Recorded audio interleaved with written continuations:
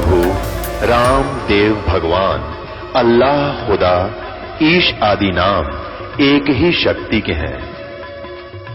वो कैसा है, कहां है, कैसे मिलता है, किसने देखा है?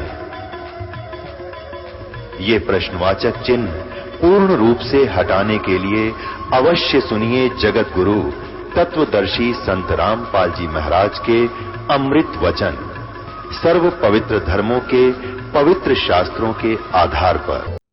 परमात्मा ने आकर बताया था, जग सारा रोह गया रे, जिन सतगुरु वैद न जाण्या, जग सारा रोह गया रे।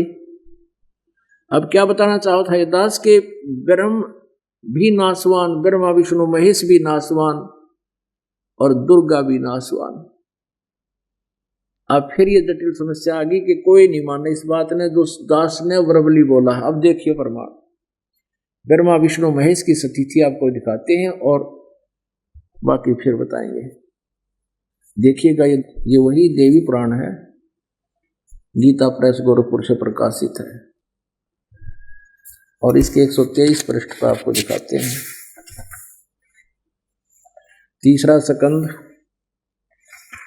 123 पृष्ठ।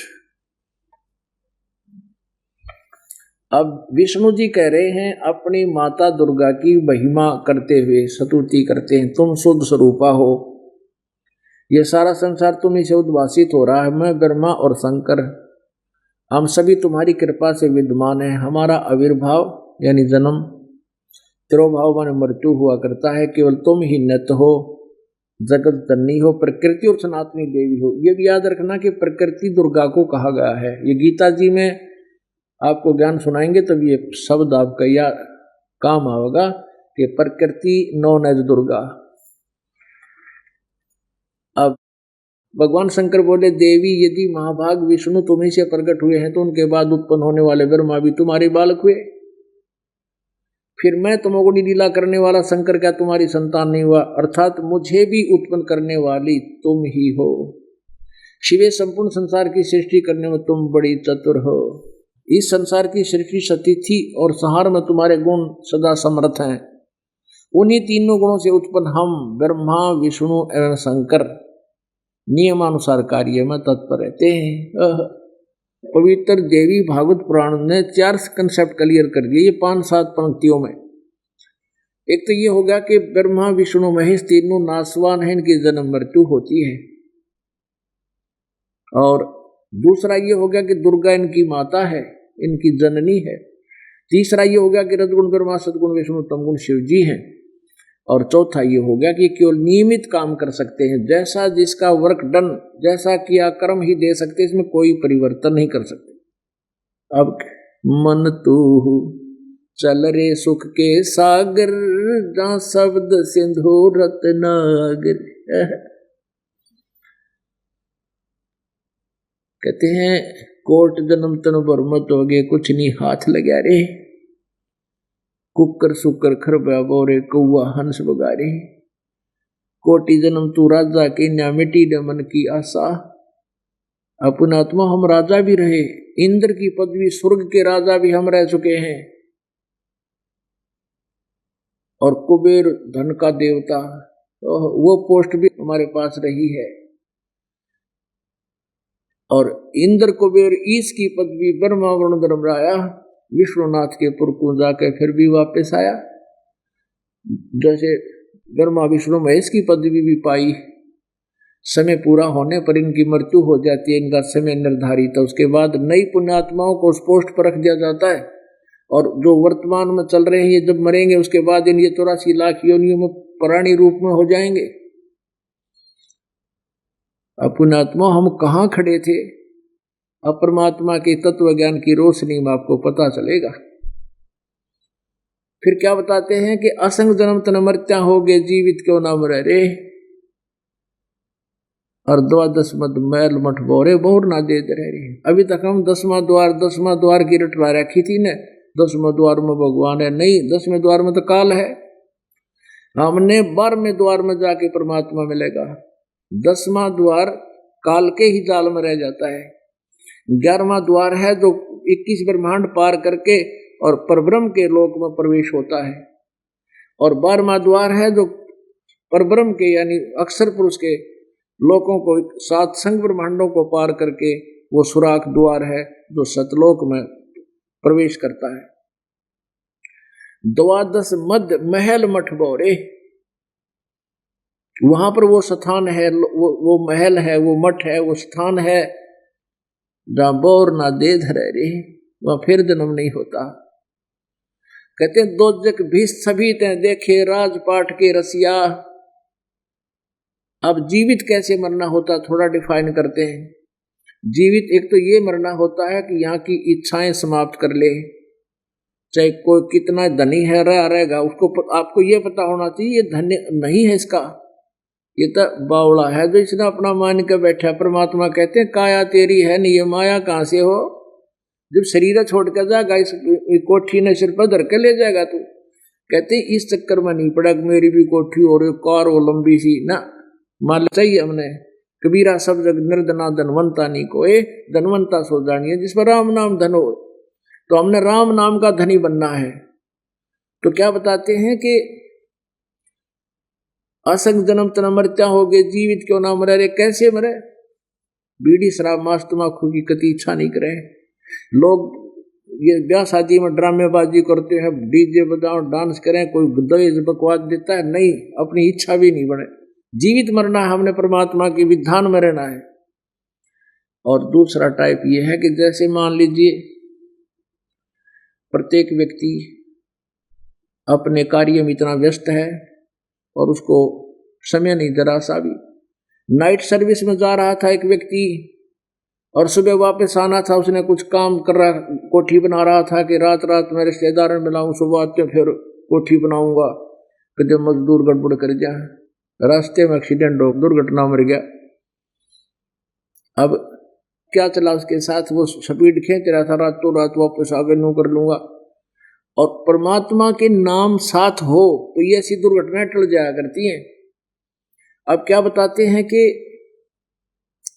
आप जी सत्संग में आने लगते हो और आपको लगे कि कहीं कोई गड़बड़ ना हो जा, पाछे तानी ना हो जा पीछे से, तो ये सोच लो मान लीजिए अब तो हम जीवित हैं और सत्संग में 2 दिन 3 दिन 4 दिन लग जाएंगे तो कोई दिक्कत को नहीं, कोई काम बिगड़ेगा।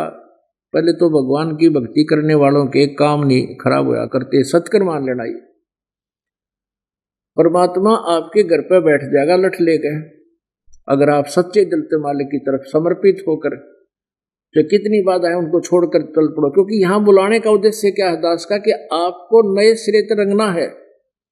और यहाँ आने से आपको पुण्य बहुत मिलते हैं। हम बहुत युगों युगों से अपने कर्म बिगाड़ चुके हैं, हम पाप इकट्ठे कर चुके हैं, हम पुण्यों का नाश कर चुके हैं। इंद्र कुबेर ईश की पदवी बड़े बड़े पद पा करके राजा बन के ना जाने कितने अपने सुख भोग लिए, फिर अब ऐसे कंगाल बन गए भक्ति ठीक ना करने से। तो यहाँ आने से आपको बहुत पुण्य मिलता है, सेवा करने से, सत्संग सुनने से, 2 पैसे दान करने से, आशीर्वाद से, हर तरह से आपको जो है ना पुण्य के इंजेक्शन से लाए जाते हैं ताकि आपकी भक्ति और आपका समर्थता बढ़े, भगवान की भक्ति बढ़े। तो ये सोचकर चल पड़ो कि अब तो हम जीवित हैं और ये राजा लोग मरने लग रहे, कल ने परमानेंट मृत्यु होगी, जब क्या करेंगे, ये काम फिर भी यहीं रह जाएगा। नो सोच ले हमारी मृत्यु होगी जब चल पड़ा इधर को, और ये सोचकर चल पड़े कि 3 दिन मर गया मैं, और 3 दिन ये सोचकर आप आ भी जाओगे 4 दिन और वापस जाकर फिर संभाल तो लोगे उसने, क्योंकि आप तो जीवित हो, जीवित मरे हो। और परमानेंट टिकट कट की जब ये कर लोगे, मतलब इस प्रकार हर तरह से सेट करके परमात्मा के ज्ञान को आधार बना के तब इस काल के जाल से निकलोगे। आप यहाँ होगे फिर आपका नुकसान हो जाए, फिर जरूरत नहीं भगवान की, ये नहीं हो सकता। लेकिन हमारा दिल ना डटता, ये मन हमने भगा लिया, आत्मा को ये डिस्टर्ब करके रखता है। और आत्मा इस ज्ञान का जब आधार बना लेगी फिर इसका नहीं सुनेगी बिल्कुल भी। और फिर देखना मिट्टी भी सोना बनने लग जाएगी आपके घर की, जिस दिन सच्ची श्रद्धा आपकी भगवान में होगी। तो क्या बताते हैं, असंग जन्म तना मरत्या हो गए, जीवित क्यों नाम रह रे, और 12 मद मैल मठ बोरे, बहुर ना दे रे, दोजक बिस्त सभी देते खे, राजपाट के रसिया, और 3 लोग से भी तरपत को ना, ये मन भोगी खसिया। ये मन की इतनी गंदी आदत है, इसने एक प्लाट मिल जाए ना मुश्किल से, वो भी 100 शुक्र मनाओ प्लाट मिल गया, फिर प्रार्थना करेगा हे भगवान इसमें कि मैं एक कमरा, एक बाथरूम, एक रसोई हो जा, बस घना नहीं, एक बरंडा हो जा, वो भी बन गया। थोड़ा सा ब्यों तो तेने होगा, एक प्लाट और हो जा, 2 लड़के हैं, न्यारा न्यारा हो जा। अब वो भी हो गया, फिर ने सोचा एक और ले लूं, कितना सेल में काम आ जाएगा, इतना मृत्यु हो जा। और फिर गधा बनकर उस मकान के पीछे खड़ा पाओ फुर फुर करता। अब परमात्मा याद दिलाते, जो काम तूने करना था वो कर नहीं रहा, और 3 लोग भी दे दे इस जीव को तो भी इसको संतुष्टि नहीं होती। जैसे गांव का सरपंच बनते ही नहीं सोचता चेयरमैन बनूं, चेयरमैन बन जाता है तो नहीं सोचते कि एमएलए बनूं, एमएलए का दाव लग जाता है, नहीं सोचे कि मंत्री पद मिला, मंत्री बनते नहीं सोचा मुख्यमंत्री बनूं, इतने टिकट कट जा, फिर गधा मंत्री बने फिर। अब आप देख रहे हो, ये नहीं कि कोई पोस्ट बुरी है, परमात्मा कहते हैं अगर भक्ति नहीं करते तो व्यर्थ है ये सारी। परमात्मा कबीर परमेश्वर जी कहते हैं, अगम निगम को खोज ले, बुद्धि विवेक विचार, और उदय अस्त का राज मिले, बिना नाम बिगाड़। अगर उदय अस्त यानी पूरी पृथ्वी का भी तुझे राज्य कोई दे दे, अगर भक्ति नहीं है तो आप बेगार कर रहे हो, व्यर्थ के जो ना टेंशन आपके दिमाग में। तो कहने का भाव परमात्मा का है कि सतगुरु मिले तो इच्छा मेटे, पद मिल पदे समान, चल अनसा उस लोक पठाऊं, जो आदि अमर स्थान। अब कहते हैं परमेश्वर कबीर जी के ज्ञान से परिचित होकर के गरीबदास जी कह रहे हैं कि सतगुरु मिले, ये नकली गुरु हैं जो सतगुरु नाम धर रहे हैं अपने, ये सतगुरु नहीं है। और ये ब्रह्मा विष्णु महेश तक भी जगत गुरु नहीं थे। कहते गुरु बिन काहू न पाया ज्ञाना, जो थो था वो छड़े किसाना, गुरु बिन वेद पढ़े जो प्राणी, समझे ना सार रहे अज्ञानी। आपने देख लिया ब्रह्मा विष्णु महेश और दुर्गा तीन का जो है कितने विचार थे, और क्षत्रियों के ऋषि में ऋषियों के। कहते हैं गुरु बिन वेद पढ़े जो प्राणी, समझे ना सार रहे अज्ञानी। ये सारे अज्ञानी थे, अभी तक इनको वेदों का ज्ञान नहीं था। तो क्या बताते हैं कि सतगुरु मिले तो इच्छा मिटे, सतगुरु मिले तो ऐसा ज्ञान देगा कि यहां से मन हटेगा, संतुष्टि आवेगी। और पद मिल पदे समाना, पद माने वे ऑफ वर्शिप, पद्धति, जो यथार्थ शास्त्र अनुकूल साधना सत साधना प्राप्ति होने से वो पद मिलेगा। वो पद मिलेगा जिसमें गीता जी अध्याय नंबर 15 के श्लोक नंबर 4 में कहा है कि जब तत्वदर्शी संत प्राप्त हो जा तो उस तत्व ज्ञान रूपी शस्त्र से काटकर परमेश्वर के उस परम पद की खोज करनी चाहिए, जहां जाने के बाद फिर लौटकर संसार में कभी नहीं आते। तो यहाँ कहते हैं सतगुरु मिले तो इच्छा मिटे, पद मिल पदे समाना। पद माने वे ऑफ वर्शिप, वो सच्ची पद्धति प्राप्त करके फिर उस परम पद को प्राप्त होगा, जहां जाने के बाद फिर वापस नहीं आएगा। और वहां क्या सुख होगा? 4 मुक्ति जहां चंपी करती माया होरी दासी। 4 मुक्ति कहते तेरे चरणाम पड़ी रहेगी सदा के लिए। यहाँ तो 4 मुक्ति प्राप्त भी दोबारा पुनर्जन्म आते हैं, वो भी समाप्त होता है सुख 4 मुक्तियों वाला भी, इस काल के लोक का, ब्रह्म तक की साधना का। और वहां जाने के बाद सतलोक में ये तेरे चरणों में पड़ी रहेंगी सदा के लिए। 4 मुक्ति जहां चंपी करती माया होरी दासी, दास गरीब अभय पद पर से, वो मिले राम अविनाशी। अपने आत्माओं लगभग 2.25 घंटे हो गए, और ये इसलिए किया जा रहा है दे परमात्मा की रजा अपने प्यारी आत्माओं पर, आपके ऊपर। कितना बढ़िया मौसम कर दिया है, बढ़िया और 100 कूलर ला दे, एसी ला दे, तो ना हो ऐसी बढ़िया मौसम। और फिर ये ऊपर तक ज्ञान की घुट्टी पहन लाग रहे परमात्मा अपनी प्यारी आत्माओं को। आपकी ऐसी किस्मत है, अंदाजा नहीं लगा जा सकते। आप इतने पुरकर्मी प्राणी हो कि संसार में तो इसका ढूंढे तो खोज नहीं मिल रही, ठोए से भी ना पा रहा ये ज्ञान, और आपके घर घर पहुंचा दिया मालिक ने इन दासों के माध्यम से संदेश, और आज बुला के अपने चरणों में और लाग रहे हैं इंजेक्शन से लाना आपके, और ऐसे ही पार हो जाएंगे, सतलोक जाएंगे। बोलो सतगुरुदेव सत साहिब। परम पिता परमात्मा पूर्ण ब्रह्म सारी सृष्टि के रचनहार कुल मालिक कबीर परमेश्वर जी की असीम कृपा से हम प्राणियों को ये तत्व ज्ञान सुनने को प्राप्त हुआ। ये सौभाग्य प्राप्त हुआ कि हम तत्व ज्ञान श्रवण कर रहे हैं।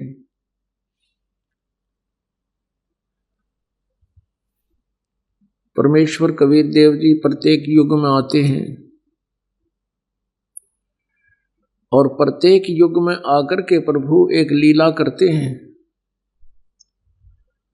सतलोक से चलकर आते हैं और अपनी प्यारी आत्माओं को जो परमात्मा की तरफ में युगों से भटक रही होती हैं, रास्ता उनको मिलता नहीं, क्योंकि काल भगवान ने, जिसके ब्रह्मांड में हम रह रहे हैं, ये काल भगवान का लोक है। यहां केवल दुख के अतिरिक्त कुछ भी आपको नहीं मिल सकता। जैसे बबुल के वन में जहां कीकरों का वन हो, उसमें कांटों के अतिरिक्त कुछ नहीं मिलता। थोड़ी सी राहत सर्दी गर्मी से मिल सकती है कुछ, वो भी अस्थायी सी। तो इसी प्रकार ये काल का लोक है, इसमें दुख के अतिरिक्त प्राणी को कुछ भी प्राप्त नहीं होता। ये बबुल का वन है।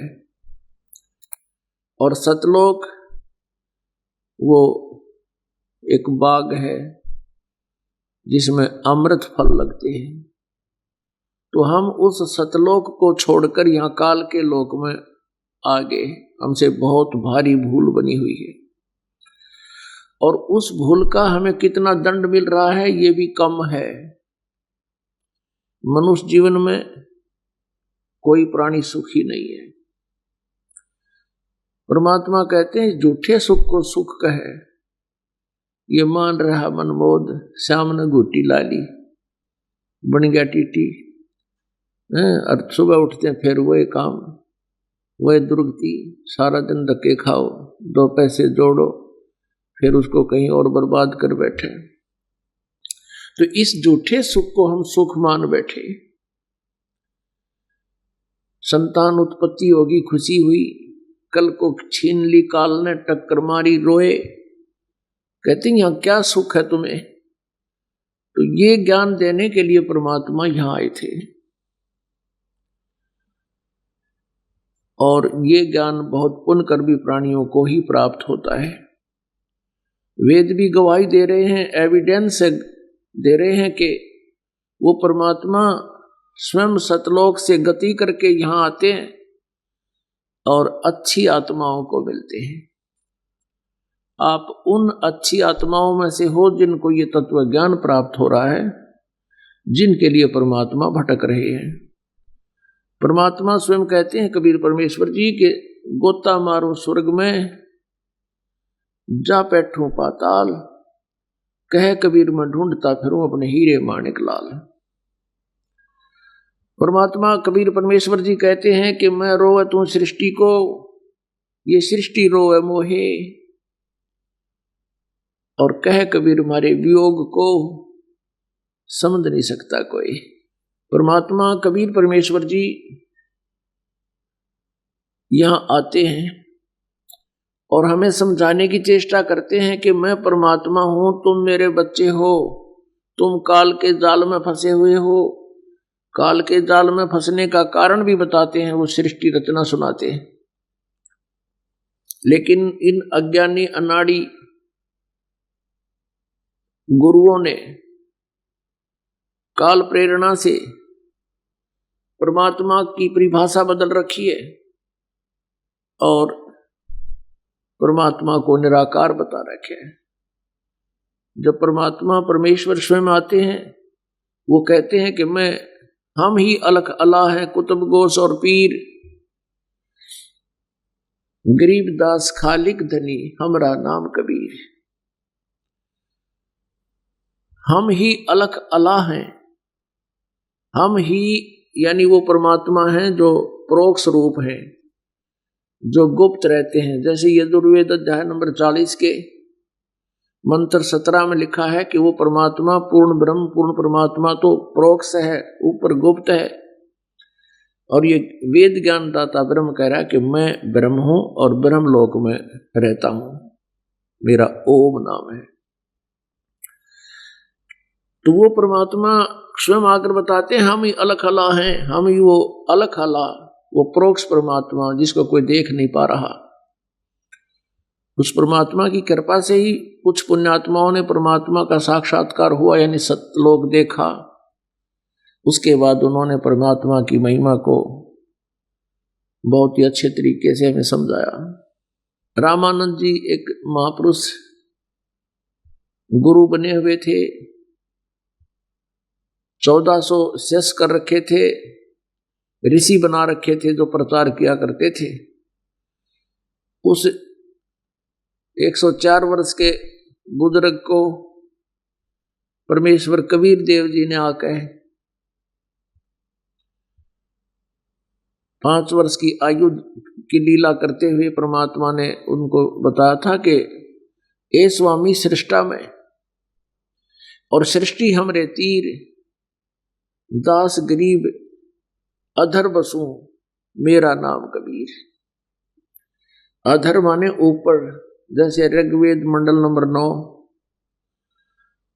सूक्त नंबर 86 के मंत्र 26 और 27 में स्पष्ट किया हुआ है कि वो पूर्ण परमात्मा सतलोक से ऊपर तीसरे मुक्ति धाम में रहता है, ध्रुवलोक के तीसरे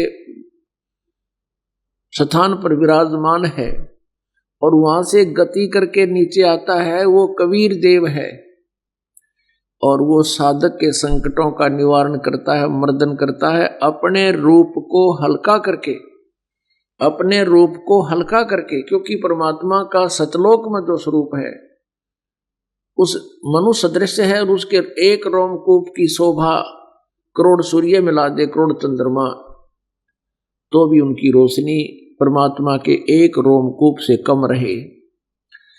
यदि वो परमात्मा परमेश्वर एज इट इज उसी शरीर से यहाँ आ जाए तो हमारी आंखें बंद हो जाएं, जैसे उल्लू की आंखें सूर्य नहीं देख सकती।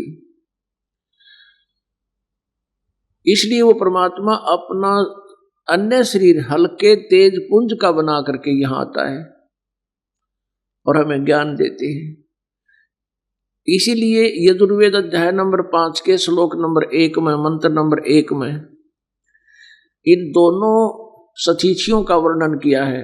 अग्ने तनुरसी, अग्ने शब्द यहां इसलिए प्रयोग किया है कि वो परमात्मा का शरीर बहुत तेजों में है, इसलिए परमात्मा को अग्ने शब्द से संबोधित किया है।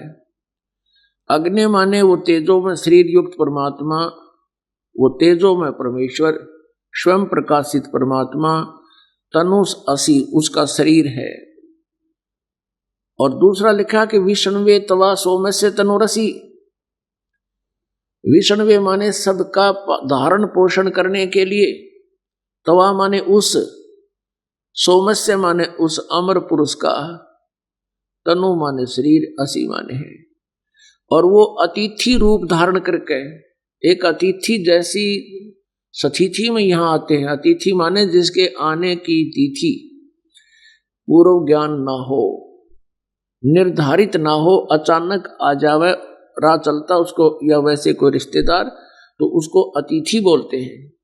और वो अतिथि कुछ समय के लिए ही आता है, 1 दिन 2 दिन 4 दिन, उसके बाद वो लौट जाता है। तो ऐसे अतिथि रूप में वो परमात्मा यहाँ आता है, अपनी प्यारी आत्माओं को यथार्थ ज्ञान बताता है और फिर वो चला जाता है। यजुर्वेद 5वें अध्याय का प्रथम मंत्र स्पष्ट कर रहा है कि वो अतिथि रूप में जो आता है परमात्मा, वही सबको पूज्य है, सत्कार के योग्य है। तो पुण्यात्मा जब परमेश्वर यहां आए थे तो अपनी महिमा स्वयं भी बताते थे कि मैं पूर्ण परमात्मा हूं, लेकिन अज्ञान के आधार से हमने भगवान को परमात्मा स्वीकार नहीं किया।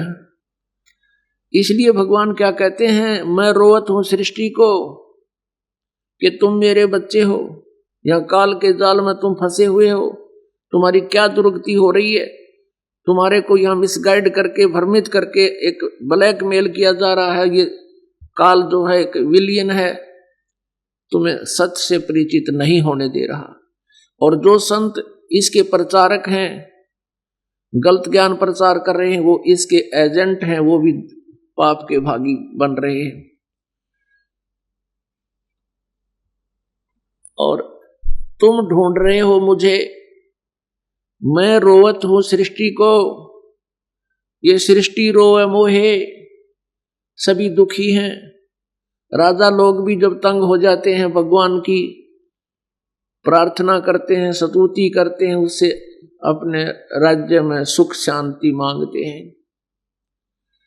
तो इसे सिद्ध है कि जब राजा को भी भगवान की आवश्यकता पड़ती है और वो भी दुखी है और याचना करते करते उनकी दुर्गति हो जाती है, राहत नहीं मिलती, तो इसका कारण क्या है? इसका कारण ये है कि जो परमात्मा हमारे प्रारब्ध में परिवर्तन कर सकता है, उस परमात्मा की जानकारी हमें नहीं। जो हमारे तीनों तापों का नाश कर सकता है, उस परमात्मा की जानकारी, उसके पाने की विधि और किन स्थिति में किस साधना से वो परमात्मा हमारे पाप नाश करता है, ये हमें जानकारी नहीं। जिस कारण से हम प्रभु की प्रार्थना भी करते रहते हैं, उसकी चिल्लाते रहते हैं, रोते रहते हैं, जैसा भी इन भ्रमित करने वाले ऋषि संतों ने हमें मार्गदर्शन किया है, उसके आधार से भी हम पीछे नहीं हट रहे, प्रार्थनाएं करते हैं, साधनाएं करते हैं, धार्मिक अनुष्ठान भी करवाते हैं, लेकिन कोई लाभ नहीं होता। इसलिए परमात्मा परमेश्वर कबीर देव जी कह रहे हैं, मैं रोवत हूं सृष्टि को, ये सृष्टि रोवे मोहे। और गरीबदास जी जो परमात्मा से परिचित हुए, वो परमात्मा की महिमा उन्हीं की कृपा से कह रहे हैं। गरीबदास इस वियोग को समझ नहीं सकता कोई। पुण्यात्मा, जब तक हम तत्व ज्ञान से परिचित नहीं होंगे, तब तक हम ना तो सत भक्ति कर सकते और न ही हम विकारों से रहित हो सकते। जैसे कोई व्यक्ति प्रारब्ध के कर्म अब संस्कारवश परेशान है, कोई संकट उस पर आया हुआ है,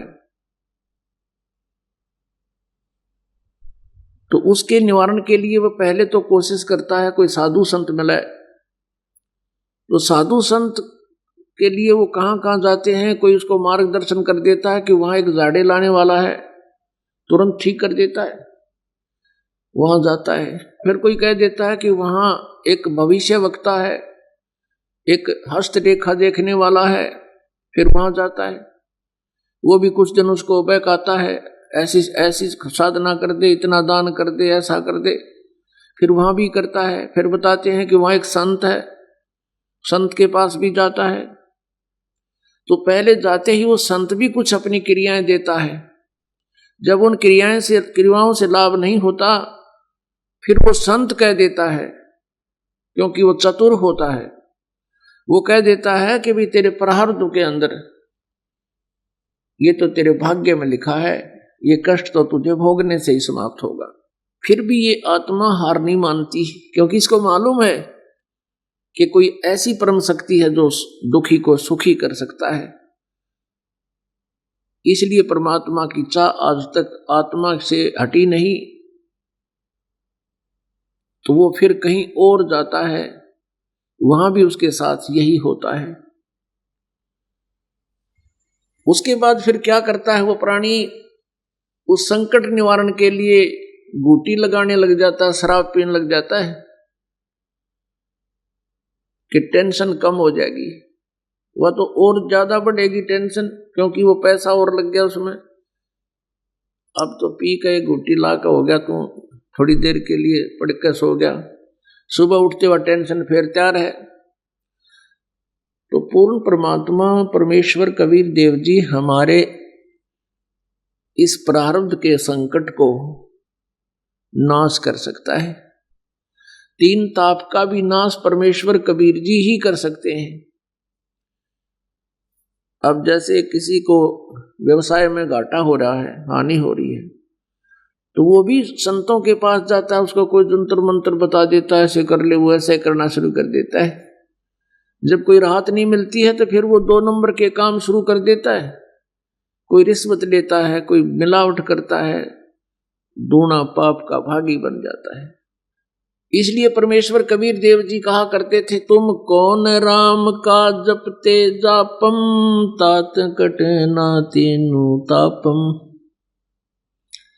तुम कौन राम का जाप जपते हो, कौन से भगवान की साधना करते हो, जिससे तुम्हारे 3 ताप भी नाश नहीं हो रहे। 3 ताप के अंदर कौन कौन सी समस्याएं होती हैं। किसी ने श्राप दे दिया हो, वो श्राप के कारण कष्ट आना। किसी ने किसी पे जंतर मंतर कर दिया हो, जैसे कहते हमारा दोहना फलाने ने कुछ करवा दिया, गाल गलवा दी। तो ये 3 ताप के अंदर इस प्रकार के कष्ट होते हैं।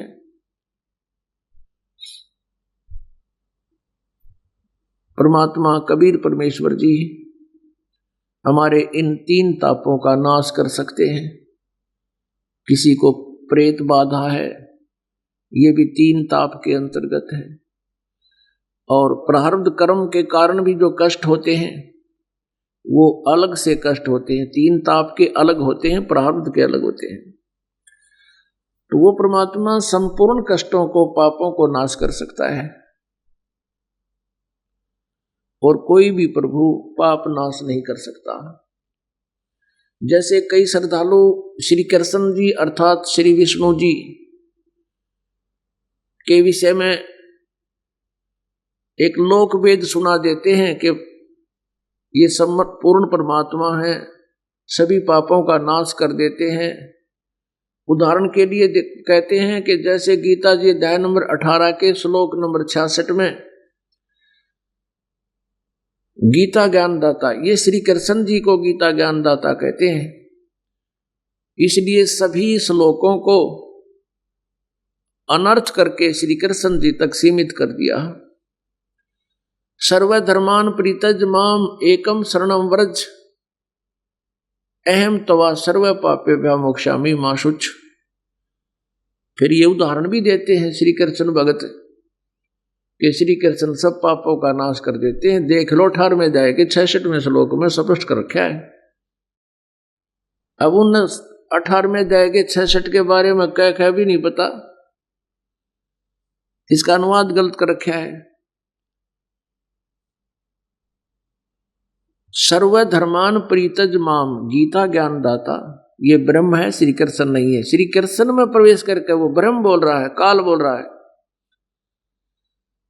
कि मेरे सतर की जितनी भी तने धार्मिक अनुष्ठान किए हैं, ओम नाम का जाप, 500 यज्ञ, कहते ये सभी पूजा मुझ में छोड़ दे। ये सारा जो कमाई है, धन है, ये मेरे में छोड़ दे। ये आध्यात्मिक जो धन है ये बहुत ही शक्तिशाली होता है, बहुमूल्य होता है।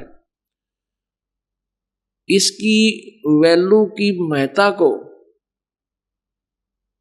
जानकार व्यक्ति ही समझता है।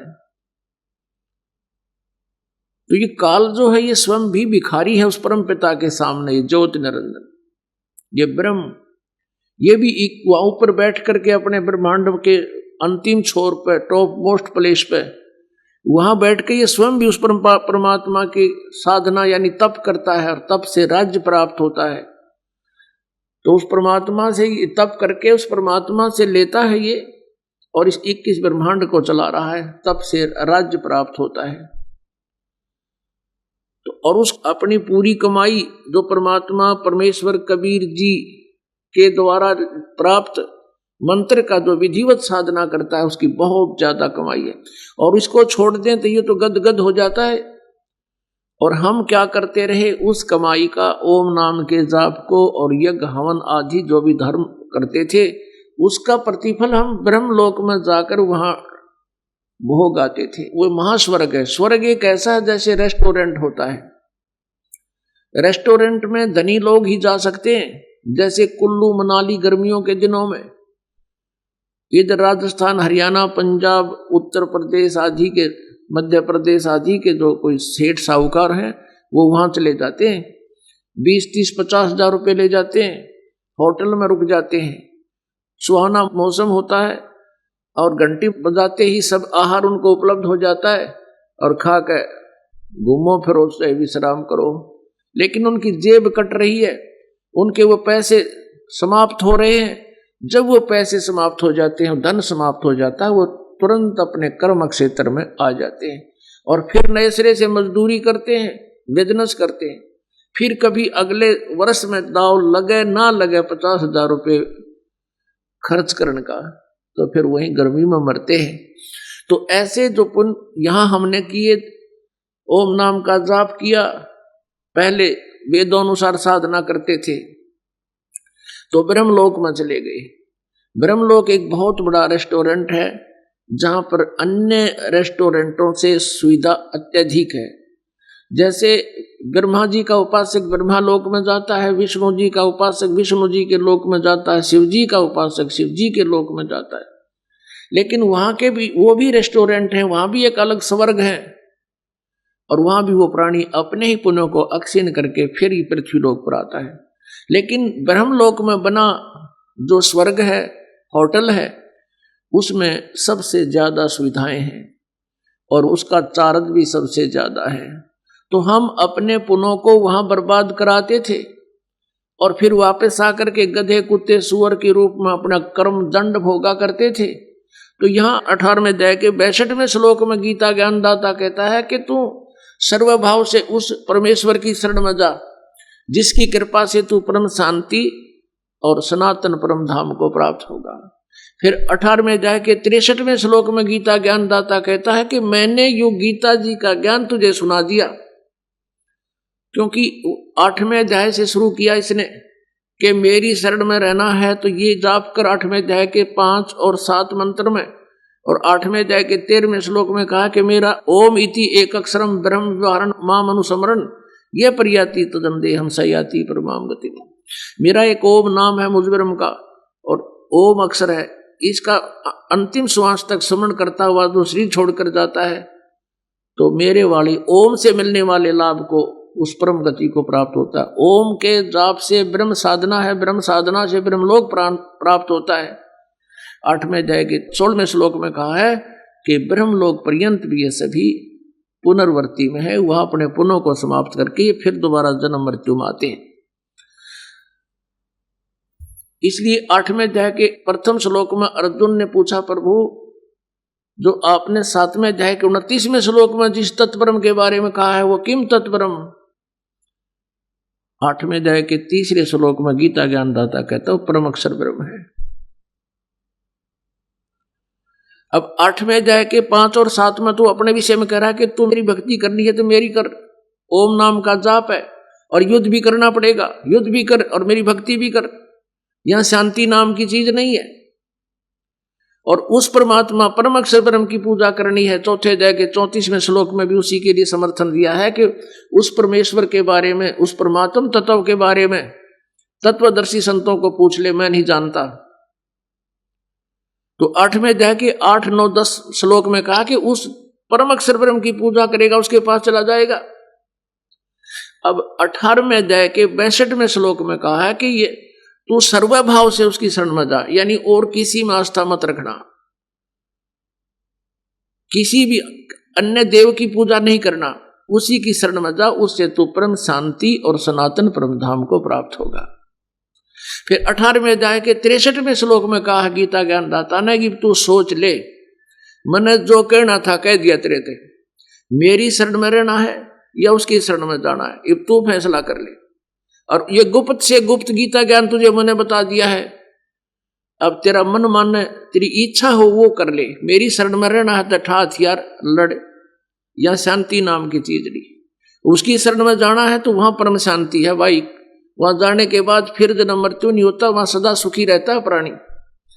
अब 18वें अध्याय के 64वें श्लोक में कहता है, एक और गुप्त बात बता दूं, क्योंकि तो मेरा बहुत ही प्रिय है, मेरा पूज्य देव भी वही है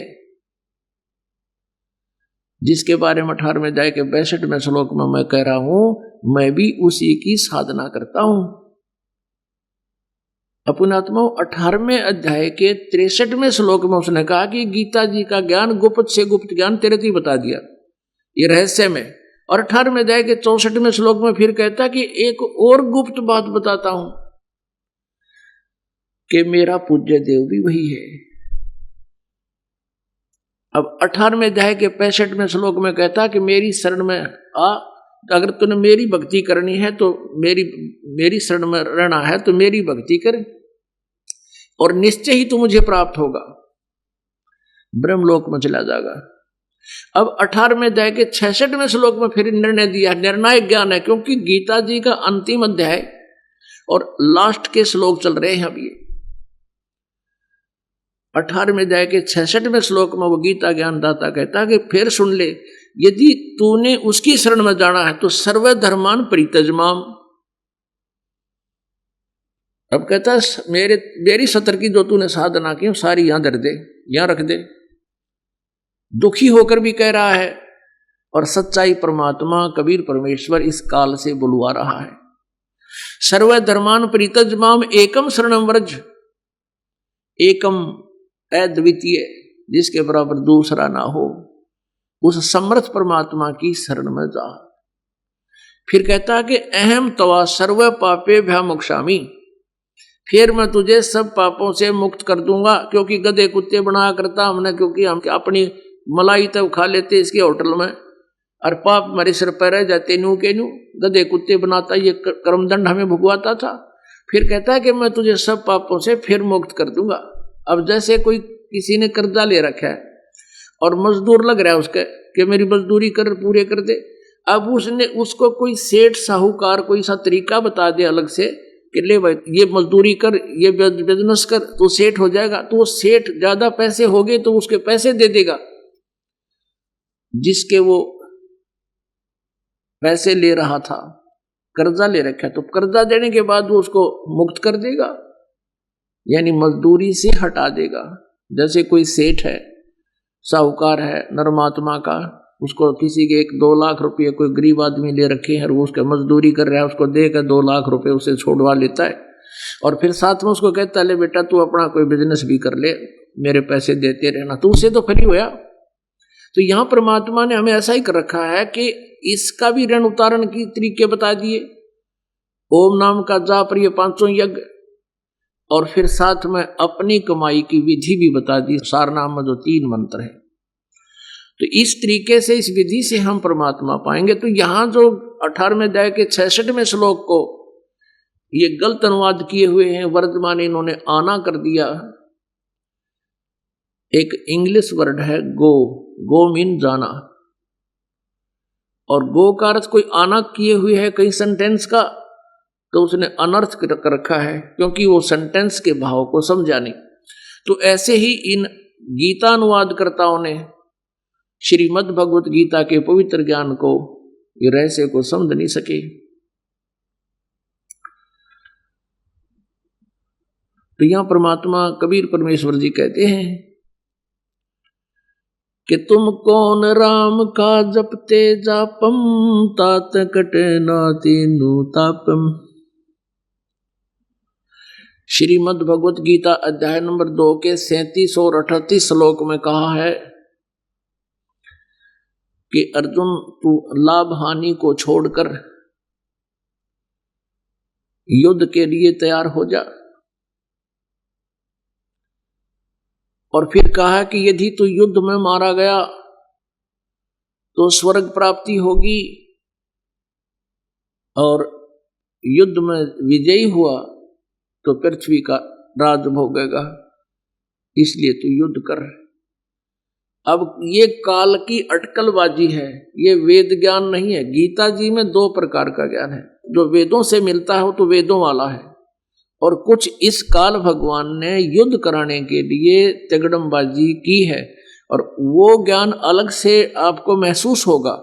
जैसे यहां एक तरफ तो कह रहा है ये काल के तू लाभ हानि छोड़ के और युद्ध कर ले,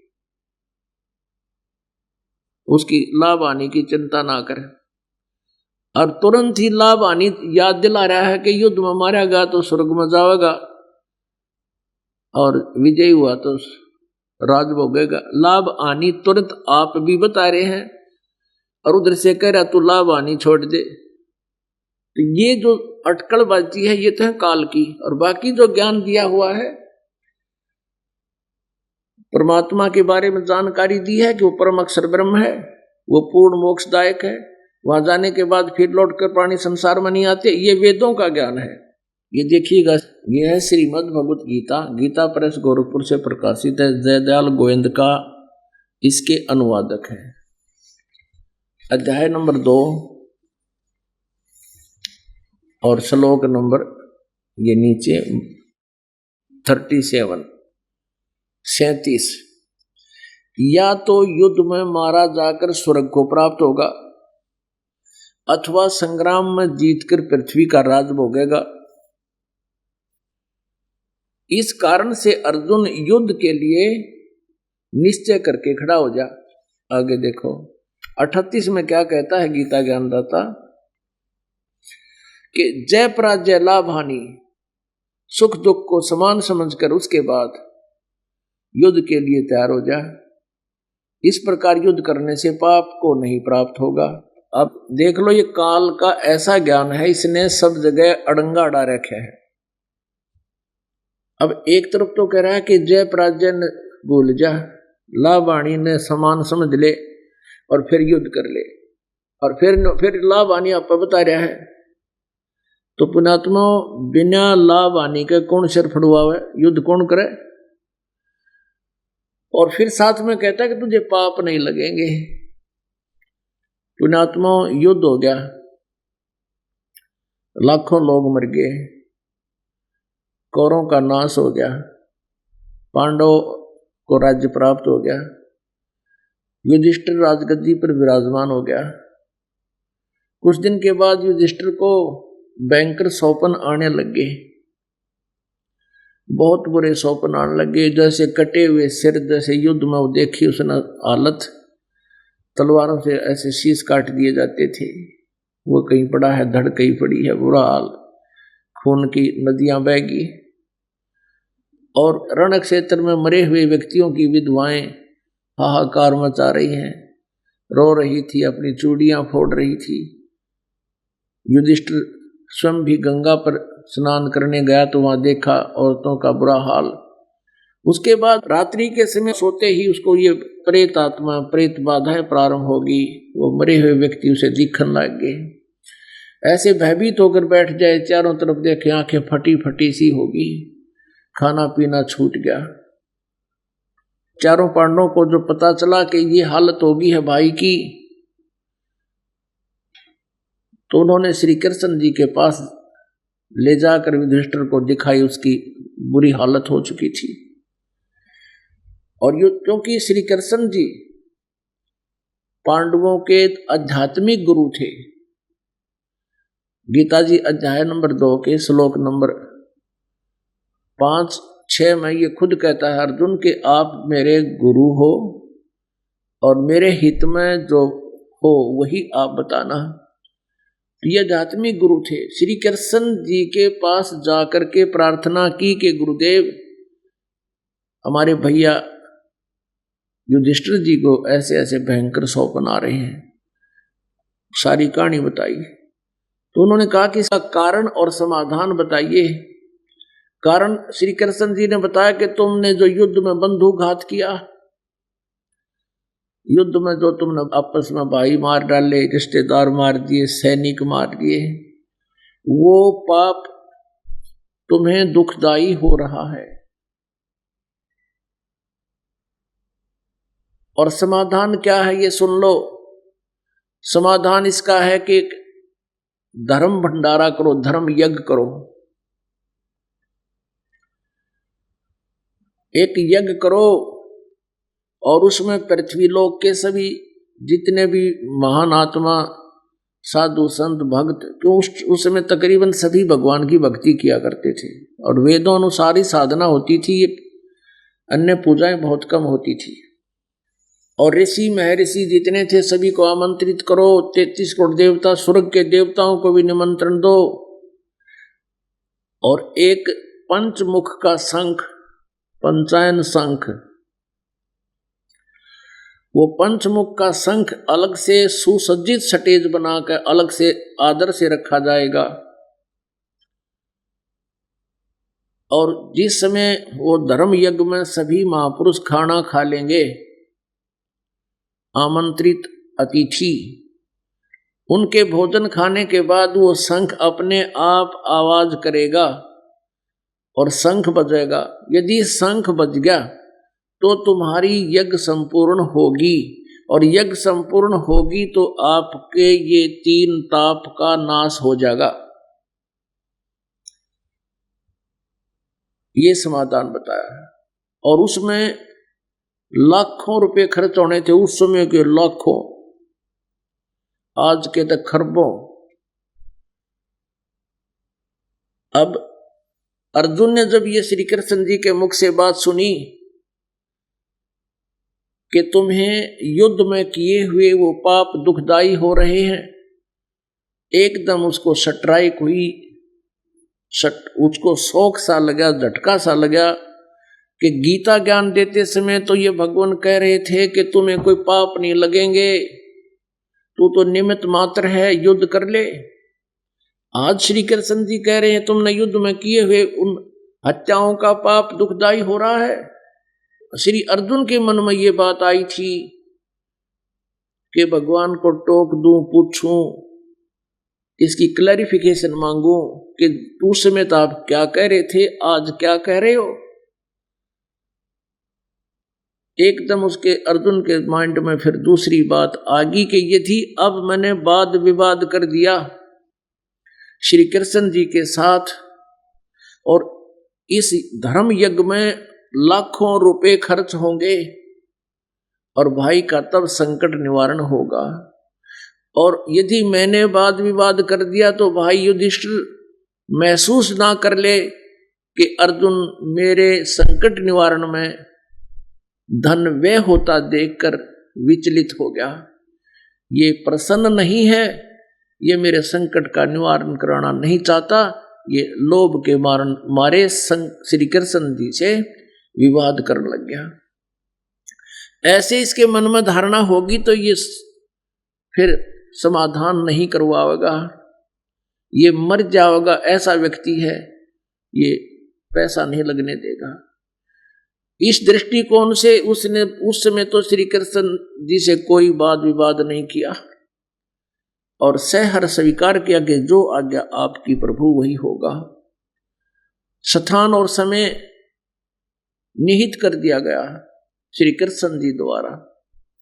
33 करोड़ देवता, 88,000 ऋषि, 9 नाथ, 84 सिद्ध और सभी 56 करोड़ यादव जो श्री कृष्ण जी के वंशज थे, वो तो उनके चोला न्योत देनी थी, क्योंकि अर्जुन ब्याह रखा था, कृष्ण की बहन अर्जुन का ब्याह रखी थी, वो तो फिर यादव तो बुलाने थे सारे। 56 करोड़ यादव वहां पर आए हुए थे और सभी देश विदेश के सभी को बुला लिया गया था। द्वापर युग में परमेश्वर कबीर देव जी करुणा में नाम से आए हुए थे। जैसे सतयुग में सत्सुकृत नाम से आते हैं, कुछ दिन अतिथि रूप में, यानी 100, 150, 200 वर्ष रहकर चले जाते हैं। उस युग अनुसार एवरेज पीरियड घटता बढ़ता रहता है। और सतयुग में सतसुकृत नाम से आए थे, त्रेता में मुनिंद्र नाम से परमात्मा आए थे, और द्वापर में करुणामय नाम से आए थे, और कलयुग में वही परमेश्वर पूर्ण ब्रह्म परम अक्षर ब्रह्म कबीर नाम से आए थे, कबीर नाम से, और धाणक दुल्हे की भूमिका बनारस में करके सहस्री आए थे, सहस्री चले गए थे। ऐसे ही करुणा में नाम से द्वापर में परमात्मा आए हुए थे, और उस समय भी परमेश्वर यही अमृत ज्ञान प्रचार किया करते थे जो वाणी आज हमें उपलब्ध है। उसमें बहुत ही कम पुण्यात्माओं, इक्का दुक्की पुण्यात्माओं ने परमात्मा कबीर देव जी के इस ज्ञान को स्वीकारा था। उनमें से एक वाल्मीकि जाति में एक सुदर्शन नाम के हंस थे जो परमात्मा कबीर जी करुणा में जी के शिष्य थे। वो इस ज्ञान से परिचित थे और सत साधना करते थे। अब भीम जो पांचों पांडवों में से एक था, वो गया सुदर्शन जी के पास जो करुणामय जी के शिष्य थे। उनसे प्रार्थना की कि आप जी हमारे यज्ञ में आना, मैं राजा युधिष्ठिर जी का भाई भीम हूं, आपको आमंत्रित करने आया हूं।